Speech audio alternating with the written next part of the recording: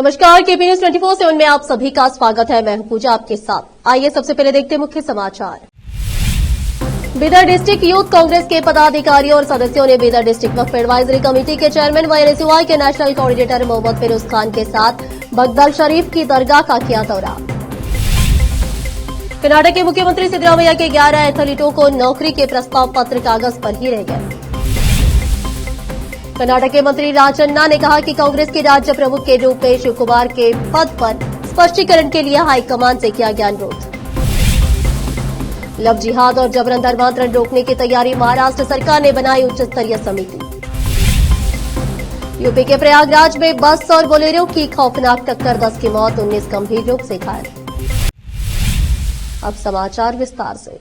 शुक्रवार 14 फरवरी को youth Congress party के नवनियुक्त पदाधिकारियों का बगदाल के स्टार समारोह हॉल में सम्मान किया गया। Bidar district Waqf advisory committee के चेयरमैन व एनएसयूआई के national coordinator Mohammed Firoz Khan, Alishan Qadri state general secretary youth Congress Faridullah Khan, district president Akhtar Ayan Khan, Imran Khan district general secretary, Imran Khan Bidar Dakshin youth president Rahul Amlapure, Mukhimuddin MD Maqbool Patel और सभी यूथ कांग्रेस की टीम का सम्मान किया। इस अवसर पर एमडी बशीर उद्दीन स्नातक सेल के अध्यक्ष बीदर दक्षिण, एमडी खयामुद्दीन माइनॉरिटी अध्यक्ष बीदर दक्षिण, कार्तिक देसाई एनएसयूआई बीदर दक्षिण अध्यक्ष, MD Sohail, MD Kaleem, MD Sabar Abhilash Thakur, MD Mushtaq, MD Multani, MD Akram, MD Manzoor और अन्य पार्टी कार्यकर्ता उपस्थित थे। केपी न्यूज के कैमरामैन महेश टिक्के का कवरेज। ऐसे और भी अपडेट्स जानने के लिए लाइक, शेयर, सब्सक्राइब करना ना भूलें।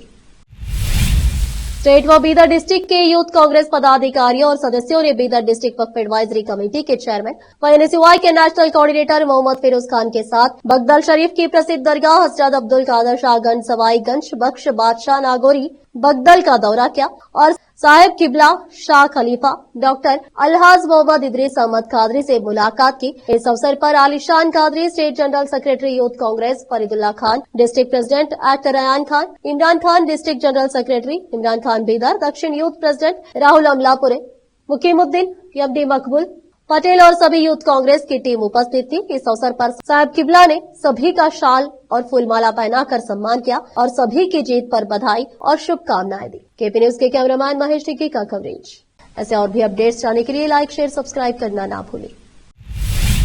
मुख्यमंत्री सिद्धरामैया द्वारा पिछले साल कर्नाटक के 11 खिलाड़ियों को नौकरी के प्रस्ताव पत्र का वितरण राज्य के खेल समुदाय के लिए राहत का क्षण था। हालांकि 7 महीने बाद 2 असंबद्ध मुद्दे के कारण वादा अधूरा रह गया है। वर्षों की प्रत्याशा और 2023 के राज्य बजट में की गई प्रतिबद्धता के बाद सिद्धरामैया ने 4 अगस्त 2024 को अपने निवास कृष्णा में एथलीटों के एक चुनिंदा समूह को व्यक्तिगत रूप से विभिन्न सरकारी विभागों के लिए नौकरी के प्रस्ताव पत्र सौंपे। युवा अधिकारिता एवं खेल विभाग डीवाईएस के एक सूत्र ने देरी के लिए अनुसूचित जातियों के बीच आंतरिक आरक्षण की मांग के जवाब में सभी सरकारी भर्तियों को रोकने के राज्य सरकार के फैसले को जिम्मेदार ठहराया, जिसका अप्रत्यक्ष प्रभाव पड़ा।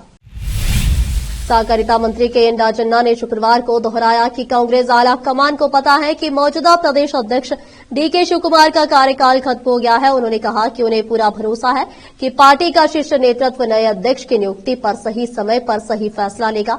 राजन्ना ने यहां संवाददाताओं से कहा कि मई 2023 में विधानसभा चुनाव के तुरंत बाद कांग्रेस के केंद्रीय नेतृत्व ने कहा था कि शिव कुमार उप मुख्यमंत्री बनने के अलावा लोकसभा चुनाव खत्म होने तक प्रदेश इकाई के अध्यक्ष बने रहेंगे, क्योंकि लोकसभा चुनाव जून 2024 में ही खत्म हो जाएंगे। इसलिए मैंने शीर्ष नेतृत्व से यह स्पष्ट करने को कहा है कि क्या शिव कुमार उसी पद पर बने रहेंगे या नया अध्यक्ष नियुक्त किया जाएगा। मुख्यमंत्री सिद्धरामैया के करीबी राजन्ना शिव कुमार को प्रदेश अध्यक्ष पद से हटाए जाने के खिलाफ मुखर है। उन्होंने राष्ट्रीय राजधानी में अपने प्रवास के दौरान कांग्रेस अध्यक्ष मल्लिकार्जुन खड़गे और महासचिव केसी वेणुगोपाल से मुलाकात की। उन्होंने कहा कि मैंने पार्टी के शीर्ष नेतृत्व से अनुरोध किया है कि नए अध्यक्ष की नियुक्ति को लेकर पार्टी कार्यकर्ताओं के मन में जो संदेह है उसे दूर किया जाए। अगर पार्टी नेताओं ने शिव कुमार को प्रदेश अध्यक्ष पद पर बनाए रखने का फैसला किया है तो मुझे कोई आपत्ति नहीं है। यह पार्टी हाईकमान को तय करना है। अब फिलहाल एक छोटा सा ब्रेक। हिंदुस्तान के हर कोने में हम हैं मौजूद। 24 घंटे हालात पर गहरी नजर, खबरों से जुड़े चुपते सवालात और आपको दिखाता है धार्मिक, सामाजिक, राजनीतिक, लोकल और इंटरनेशनल न्यूज की सबसे बेहतर कवरेज, जो आपको रखती है हर पल बाखबर। देश और दुनिया भर की खबर के लिए देखते रहें KP news 24/7। Noor education trust Bidar की ओर से चलाए जाने वाला Noor MEd and BEd college Bidar, recognised by NCTE Delhi and affiliated to Bidar University, Bidar. Admission are open for the academic year 2024-25. विशेषज्ञ और सक्षम शिक्षकों द्वारा शिक्षा प्राप्त करने के लिए नूर एमएड एंड बीएड कॉलेज में दाखिला लें और शांत वातावरण में शिक्षा प्राप्त करें। बीदर शहर में बेहतर शिक्षा का एकमात्र केंद्र Noor MEd and BEd college, Shahpur gate, Bidar. Phone numbers 9945283920, 8482221297।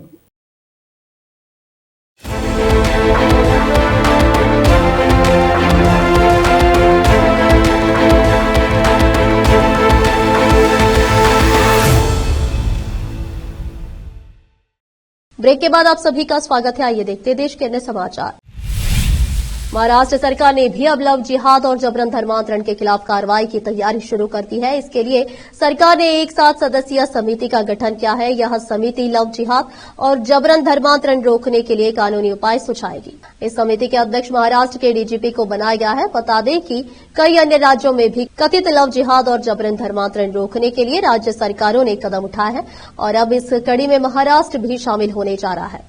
Maharashtra सरकार ने जो समिति गठित की है उसमें महाराष्ट्र के डीजीपी के अलावा महिला एवं बाल कल्याण विभाग, अल्पसंख्यक विभाग, कानून और न्यायपालिका विभाग, सामाजिक न्याय विभाग और विशेष सहायता विभाग के सचिवों के साथ ही गृह विभाग के उप सचिव भी शामिल किए गए हैं। राज्य सरकार ने शुक्रवार को इस संबंध में आदेश जारी कर दिया है। आदेश में कहा गया है कि समिति अध्ययन के बाद बताएगी कि लव जिहाद और जबरन धर्मांतरण की घटनाओं से निपटने के लिए क्या उपाय किए जा सकते हैं। साथ ही समिति अन्य राज्यों में इससे संबंधित कानूनों का भी अध्ययन करेगी। समिति ने रोकने के प्रावधान भी सुझाएगी और इसके कानूनी पक्ष पर भी सलाह देगी। लव जिहाद टर्म का इस्तेमाल अक्सर दक्षिणपंथी कार्यकर्ता और संगठनों द्वारा किया जाता है। आरोप है कि मुस्लिम पुरुषों द्वारा हिंदू महिलाओं से शादी कर उनका इस्लाम में धर्मांतरण कराने की साजिश रची जा रही है।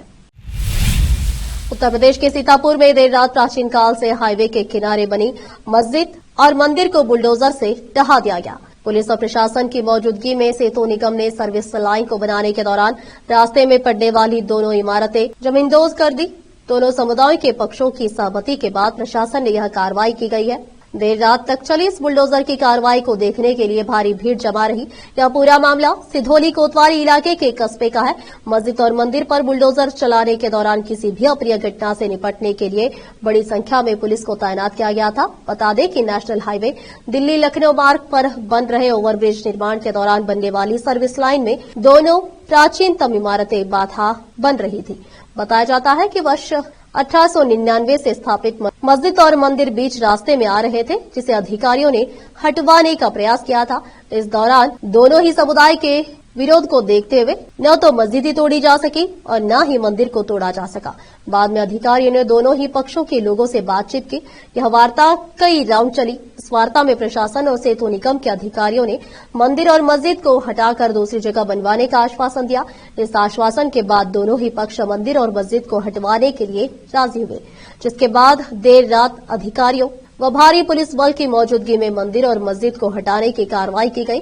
प्रशासन की मौजूदगी में दोनों पक्षों की तरफ से व्यक्तियों की मौजूदगी में जेसीबी से इमारत को ध्वस्त किया गया। देर रात तक पुलिस और प्रशासन की मौजूदगी में मंदिर और मस्जिद की इमारत को ध्वस्त करने का काम जारी रहा। प्रयागराज में आज एक बड़ा सड़क हादसा हुआ है। इस हादसे में 10 लोगों की मौत हो गई है, जबकि 19 लोग गंभीर रूप से घायल हुए हैं। प्रयागराज के यमुना नगर के मेजा थाना क्षेत्र में यह बड़ा सड़क हादसा हुआ है। बताया जा रहा है कि देर रात 3 बजे प्रयागराज मिर्जापुर हाईवे पर कुंभ जा रहे श्रद्धालुओं से भरी बोलेरो और बस के बीच भीषण टक्कर हो गई। हादसे में बोलेरो सवार 10 लोगों की मौके पर ही मौत हो गई। सभी शवों को पोस्टमार्टम के लिए स्वरूप रानी मेडिकल अस्पताल ले जाया गया। आगे की प्रक्रिया भी जारी है। आसपास के लोगों ने पुलिस को हादसे की जानकारी दी, जिसने शवों को गैस कटर की मदद से बाहर निकाला और घायलों को तुरंत अस्पताल भिजवाया। बस मध्य प्रदेश की थी और बोलेरो गाड़ी छत्तीसगढ़ की बताई जा रही है। बोलेरो में सवार सभी लोग छत्तीसगढ़ के रहने वाले थे। पुलिस के मुताबिक छत्तीसगढ़ के कोरबा जिले से श्रद्धालु संगम में स्नान करने के लिए आ रहे थे। हादसे में कुल 19 लोग घायल हुए हैं। घायलों में बस सवार कुछ लोग भी शामिल हैं।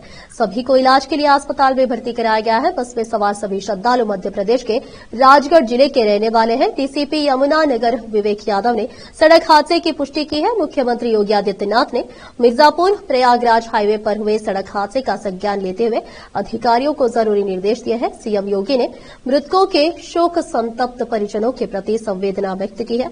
मुख्यमंत्री ने घायलों को तत्काल अस्पताल पहुंचाकर जिला प्रशासन के अधिकारियों को उनके समुचित उपचार के निर्देश दिए हैं। इसके साथ ही घायलों के शीघ्र स्वास्थ्य होने की भी कामना की है। पुलिस के मुताबिक शुक्रवार देर रात मिर्जापुर प्रयागराज हाईवे पर एक कार और बस की टक्कर हो गई। हादसे में 10 लोगों की मौत हो गई, जबकि 19 लोग घायल हो गए।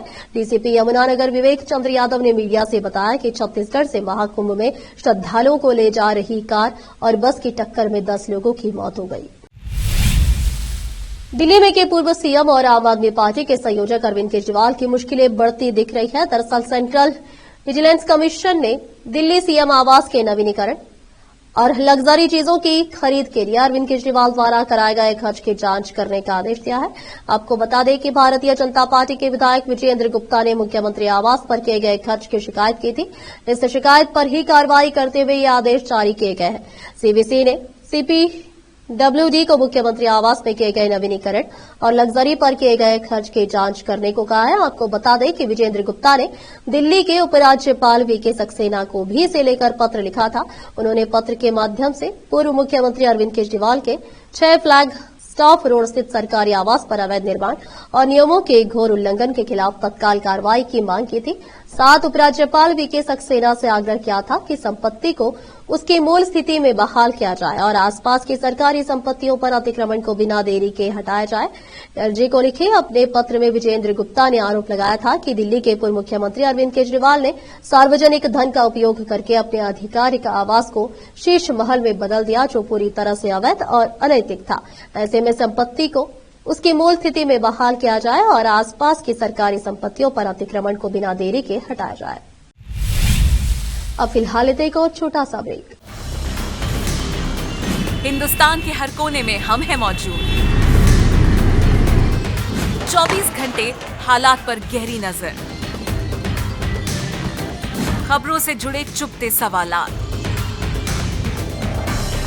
और आपको दिखाता है धार्मिक, सामाजिक, राजनीतिक, लोकल और इंटरनेशनल न्यूज की सबसे बेहतर कवरेज, जो आपको रखती है हर पल बाखबर। देश और दुनिया भर की खबर के लिए देखते रहें KP News 24/7। Noor education trust Bidar की ओर से चलाए जाने वाला नूर M.Ed and B.Ed college Bidar, recognized by NCTE Delhi and affiliated to Bidar University, Bidar. Admission are open for the academic year 2024-25. विशेषज्ञ और सक्षम शिक्षकों द्वारा शिक्षा प्राप्त करने के लिए नूर M.Ed and B.Ed कॉलेज में दाखिला लें और शांत वातावरण में शिक्षा प्राप्त करें। बीदर शहर में बेहतर शिक्षा का एकमात्र केंद्र Noor M.Ed and B.Ed college, Shahpur gate, Bidar. Phone numbers 9945283920, 8482221297।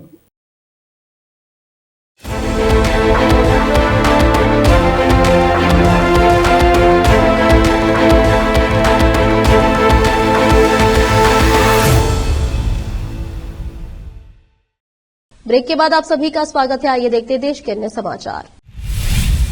Tamil Nadu के मुख्यमंत्री और सत्ताधारी DMK के अध्यक्ष M.K. स्टालिन ने शनिवार को आरोप लगाया कि AIADMK महासचिव एदापद्दी के पळनिस्वामी इन दिनों भाजपा की भाषा बोल रहे हैं।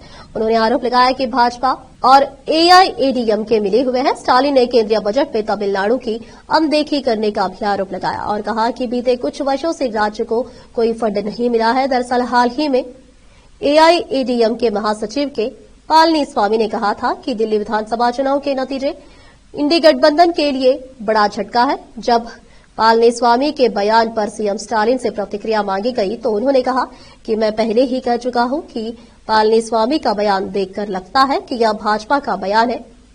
एआईएडीएमके का शीर्ष नेतृत्व भाजपा की भाषा बोल रहा है। उन्होंने कहा कि एआईएडीएमके और भाजपा का पर्दे के पीछे गुप्त गठबंधन है और वे इसे साबित कर सकते हैं। डीएमके चीफ ने कहा कि पळनीस्वामी को बयान देने से पहले अपनी असफलताओं पर ध्यान देना चाहिए। उंगालील ओरवन अभियान के दौरान डीएमके अध्यक्ष ने मीडिया से बात की। इस दौरान उनसे उडुकोटिल जिले में पानी के टैंक में मानव मल मिलाने की घटना की डीएमके के सहयोगी सीपीआईएम और वीसी के द्वारा की जा रही सीबीआई जांच की मांग को लेकर सवाल किया गया और पूछा गया कि क्या गठबंधन में कोई मतभेद है। इसके जवाब में स्टालिन ने कहा कि विचारों में मतभेद हो सकते हैं, फिर चाहे वो परिवार हो या कार्यालय या कोई और जगह, अपने विचारों को व्यक्त करना ही लोकतंत्र है। मणिपुर में राष्ट्रपति शासन लगाने को लेकर पूछे गए सवाल पर स्टालिन ने कहा कि इस पे बहुत देरी की गई। इस दौरान स्टालिन ने अपनी सरकार की कई योजनाओं का जिक्र किया। सीएम स्टालिन ने आरोप लगाया कि केंद्रीय बजट में तमिलनाडु की उपेक्षा की गई और बीते कुछ वर्षों से तमिलनाडु को बजट में कोई फंड नहीं मिला है। जम्मू कश्मीर के उपराज्यपाल मनोज सिन्हा घाटी में आतंकवाद और आतंकवादियों का साथ देने वालों के खिलाफ एक्शन लेते दिख रहे हैं। उन्होंने टेरर लिंक आतंकवादियों से संबंध रखने के चलते 3 सरकारी कर्मचारियों को तत्काल प्रभाव से बर्खास्त करने का फैसला किया है। बर्खास्त किए गए कर्मचारियों में जम्मू कश्मीर पुलिस का एक कांस्टेबल भी बताया जा रहा है। कहा जा रहा है कि वह विभाग में रहते हुए आतंकियों को इनपुट भेजता था। जिन 2 अन्य कर्मचारियों पर कार्रवाई हुई है उनमें एक शिक्षक और दूसरा विभाग में काम करने वाला एक अर्दली है। बर्खास्त किए गए कर्मचारियों की पहचान फिरदौस भट्ट, निसार अहमद खान और अशरफ भट्ट के रूप में की गई है। उपराज्यपाल मनोज सिन्हा ने 3 कर्मचारी को बर्खास्त करने का फैसला सुरक्षा समीक्षा बैठक के एक दिन बाद लिया है। उस बैठक में उपराज्यपाल के साथ साथ पुलिस और सुरक्षा एजेंसियों के शीर्ष अधिकारी भी मौजूद थे। इस बैठक में मनोज सिन्हा ने आतंकवादियों के खिलाफ और उन्हें समर्थन देने वाले लोगों पर कड़ी कार्रवाई करने का निर्देश भी दिया था। आखिर में फिर एक बार देखते हैं मुख्य समाचार। बीदर डिस्ट्रिक्ट यूथ कांग्रेस के पदाधिकारियों और सदस्यों ने Bidar district Waqf advisory committee के चेयरमैन व एनएसयूआई के नेशनल कोऑर्डिनेटर मोहम्मद फिरोज खान के साथ बगदाल शरीफ की दरगाह का किया दौरा। कर्नाटक के मुख्यमंत्री सिद्धरामैया के 11 एथलीटों को नौकरी के प्रस्ताव पत्र कागज पर ही रह गए। कर्नाटक के मंत्री राजन्ना ने कहा कि कांग्रेस के राज्य प्रमुख के रूप में शिव कुमार के पद पर स्पष्टीकरण के लिए हाईकमान से किया गया अनुरोध। लव जिहाद और जबरन धर्मांतरण रोकने की तैयारी, महाराष्ट्र सरकार ने बनाई उच्च स्तरीय समिति। यूपी के प्रयागराज में बस और बोलेरो की खौफनाक टक्कर, 10 की मौत, 19 गंभीर रूप से घायल। देश प्रदेश के समाचारों के लिए देखते रहिए आपका अपना चैनल केबी न्यूज 24/7। ऐसे और भी अपडेट्स जानने के लिए लाइक शेयर सब्सक्राइब करना ना भूलें। धन्यवाद।